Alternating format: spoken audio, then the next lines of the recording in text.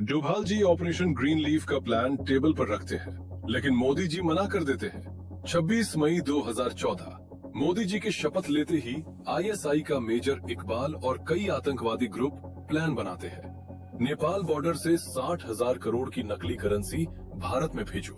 मकसद एक, भारत में तबाही। डोभाल साहब को जब ये खबर मिलती है, वो एक पल के लिए सन्न रह जाते हैं। इतने बड़े हमले की उन्होंने उम्मीद नहीं की थी। उसी वक्त सुबह होते होते यूपी के मशहूर गैंगस्टर अतीक को पुलिस उठा लेती है। डोभाल जी जानते थे, ऑपरेशन ग्रीन लीफ के बिना आतंकवाद को भारत में घुसने से रोकना नामुमकिन है। तो क्या था ऑपरेशन ग्रीन लीफ और क्यों था ये इतना जरूरी? आइए पूरी कहानी जानते हैं। खानानी भाई कई सालों से हिंदुस्तान में नकली नोट भेज रहे थे। ये काम उन्होंने इस्लामाबाद के एक मदरसे में बैठकर दाऊद और मेजर इकबाल के साथ मिलकर शुरू किया था और 2013 तक वे 11,000 करोड़ रुपए के नकली नोट हिंदुस्तान भेज चुके थे। एक भी नोट पकड़ा नहीं गया था और अब उनका अगला निशाना था कि मोदी जी प्रधानमंत्री न बन सके। उस वक्त उनके पास एक ब्लूप्रिंट था जो किसी नेता ने उन्हें दिया था। वही नेता जिसके हाथों में कई अंगूठियां थीं और जिसकी एक ही शर्त थी कि उसके खिलाफ कभी कोई गवाह न खड़ा हो। और खानानी ने वो शर्त मान ली, क्योंकि उसे पता था कि असली नोट का नक्शा मिलना इतना आसान नहीं होता। मेजर इकबाल ने रास्ता सुझाया था, नेपाल बॉर्डर, जहां से माल आसानी से यूपी में घुस सके। और यूपी में अतीक था, जिसका जाल इतना फैला हुआ था कि पैसा उसके रास्ते से जाए तो पूरे हिंदुस्तान में बिखर जाए। और इसी तरह 2014 से पहले 11,000 करोड़ के नकली नोट हिंदुस्तान भेजे गए ताकि मोदी जी प्रधानमंत्री न बन सके। लेकिन मोदी जी जीत गए। जब मई 2014 में मोदी जी ने शपथ ली तो उस रात इस्लामाबाद के उस तहखाने में बैठे सबके चेहरे पर एक ही भाव था कि 11,000 करोड़ पानी में गए। और दाऊद ने जो पहली बात कही वो ये थी कि हम गलत जगह खर्च कर रहे थे, गलत लोगों पर भरोसा कर रहे थे। इस बार ऐसा नहीं होगा। उस रात उन्होंने तय किया कि अब 60,000 करोड़ भेजे जाएंगे और सिर्फ पैसा नहीं, साथ में हिंसा भी, ताकि देश एक साथ दो मोर्चों पर लड़े और कहीं न पहुंच सके। लेकिन मेजर इकबाल को एक और डर था जो उसने 2015 में सबके सामने रखा कि अगर 2017 में यूपी का चुनाव योगी के हाथ गया तो यूपी में उनका पूरा नेटवर्क खत्म हो जाएगा, अतीक समेत सब पकड़े जाएंगे और नेपाल बॉर्डर वाला रास्ता भी बंद हो जाएगा। इसलिए जो करना है वो 2017 से पहले करना होगा। दाऊद ने सुना और बस इतना कहा।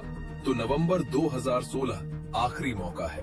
और इसी के साथ 9 नवंबर 2016 की तारीख तय हुई जब 6,000 करोड़ की पहली बड़ी खेप नेपाल बॉर्डर से यूपी में घुसनी थी।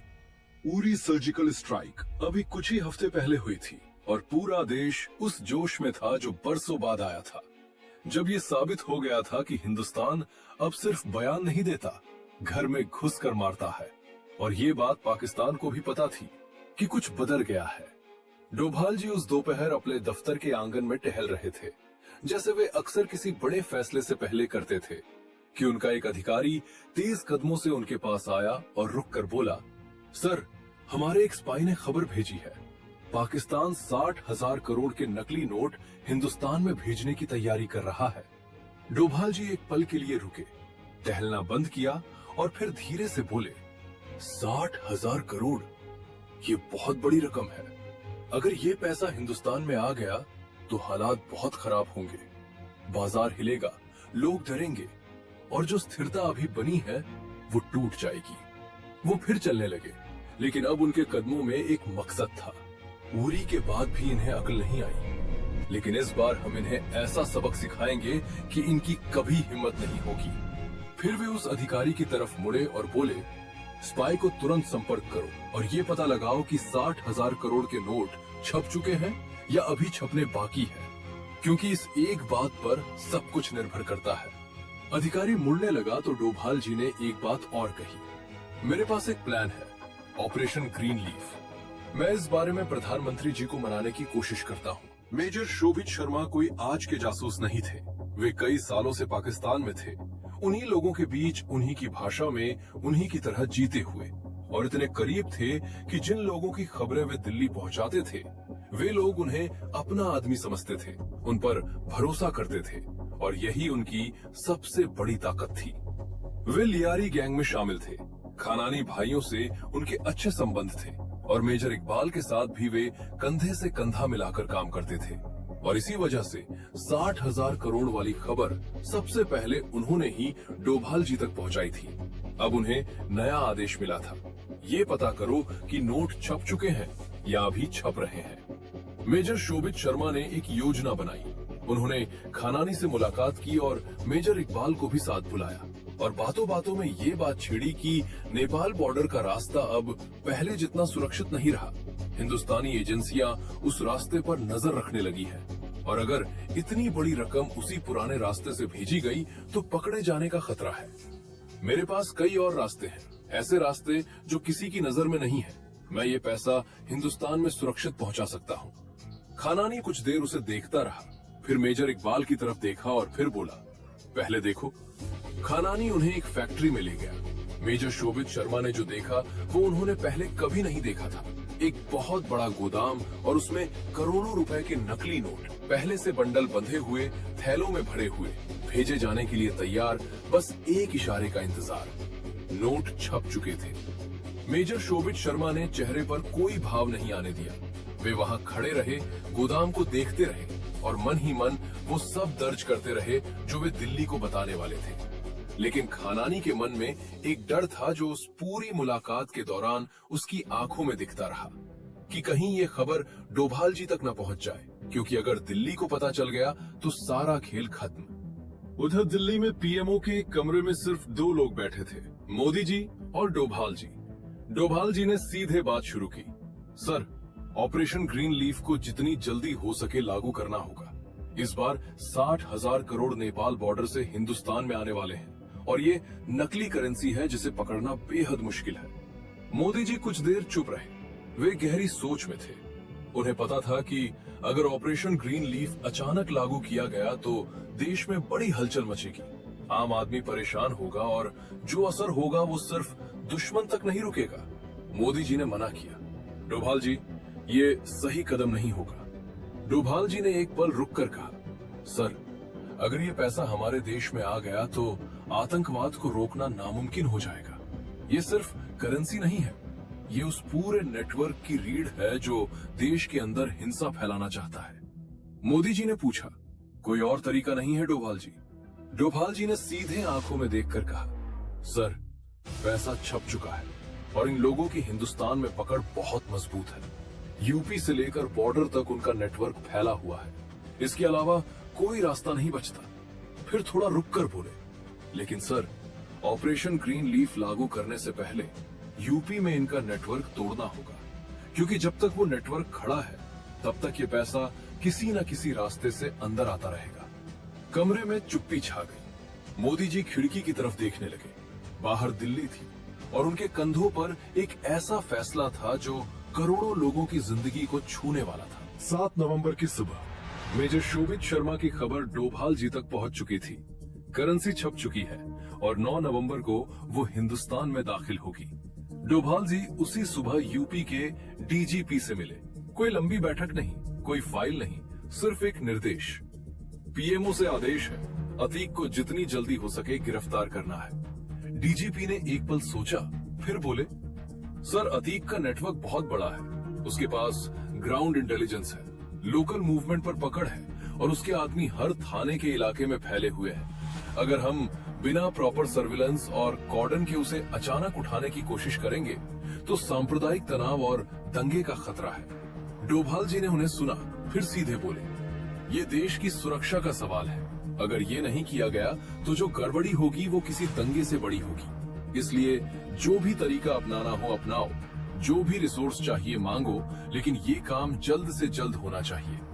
डीजीपी समझ गए कि ये एक रूटीन अरेस्ट नहीं थी, ये एक ऑपरेशन था जिसमें देरी की कोई गुंजाइश नहीं थी। उन्होंने वापस जाते हुए अपने स्पेशल टास्क फोर्स को अलर्ट पर रखने का आदेश दिया। सर्विलेंस टीमें तैनात हों, मूवमेंट ट्रैक हो और जैसे ही मौका मिले ऑपरेशन शुरू हो। एसटीएफ के अधिकारियों को उसी रात एक क्लोज्ड डोर ब्रीफिंग दी गई, जिसमें सिर्फ इतना बताया गया कि टारगेट की लोकेशन कंफर्म करो, उसकी मूवमेंट का पैटर्न समझो और किसी भी हालत में कोई लीक नहीं होनी चाहिए, क्योंकि अगर अतीक को जरा भी भनक लगी तो वो अंडरग्राउंड हो जाएगा और फिर उसे निकालना और भी मुश्किल होगा। डीजीपी जानते थे कि ये ऑपरेशन सिर्फ एक गिरफ्तारी नहीं थी, ये उस पूरे नेटवर्क की कमर तोड़ने की पहली कड़ी थी और इसे अंजाम देने के लिए उनके पास सिर्फ 48 घंटे थे। उस रात इस्लामाबाद में खानानी के गोदाम में जो हलचल थी वो किसी और रात जैसी नहीं थी। दर्जनों आदमी एक साथ काम कर रहे थे। नकली नोटों के बंडल बक्सों में बंद हो रहे थे, बक्से ट्रकों में लोड हो रहे थे और खानानी खुद वहां खड़ा था, एक एक खेप पर नजर रखते हुए, क्योंकि इस बार दाऊद की चेतावनी उसके कानों में गूंज रही थी। उस शाम दाऊद ने उसे अलग से बुलाया था। कोई लंबी बात नहीं हुई। दाऊद ने सीधे उसकी आंखों में देखा और कहा, तूने मेरे 11,000 करोड़ डुबोए, वो पैसा गया और काम भी नहीं हुआ। मोदी फिर भी बैठा रहा। अब अगर इस बार भी कुछ ऐसा हुआ तो सही नहीं होगा। खानानी कुछ नहीं बोला। वो जानता था कि इस वक्त कोई सफाई काम नहीं करेगी, सिर्फ नतीजा करेगा। इसलिए उसने सिर हिलाया और गोदाम की तरफ चला गया। रात के 2 बजे तक अधिकतर ट्रक लोड हो चुके थे। हर ट्रक में करोड़ों रुपए के नकली नोट इस तरह से पैक किए गए कि ऊपर से देखने पर आम सामान लगे और नीचे से नहीं दिखे और बॉर्डर पर रूटीन चेकिंग में निकल जाए। लोडिंग खत्म होते ही मेजर इकबाल ने अतीक को फोन किया। सुनो, 8 नवंबर की शाम को सभी ट्रक नेपाल बॉर्डर पर पहुंच जाएंगे और 9 नवंबर की सुबह 4 बजे तुम्हें हिंदुस्तान की तरफ से ट्रक अपने कब्जे में लेने हैं। अतीक ने फोन रखा, अपने भरोसेमंद आदमियों को इकट्ठा किया और बॉर्डर की तरफ रवाना होने का हुक्म दिया। 8 नवंबर की शाम इस्लामाबाद की उस फैक्ट्री में सभी ट्रक तैयार खड़े थे, नोटों से भरे, बंद, रवाना होने का इंतजार करते हुए। बस एक आखिरी हरी झंडी की देर थी।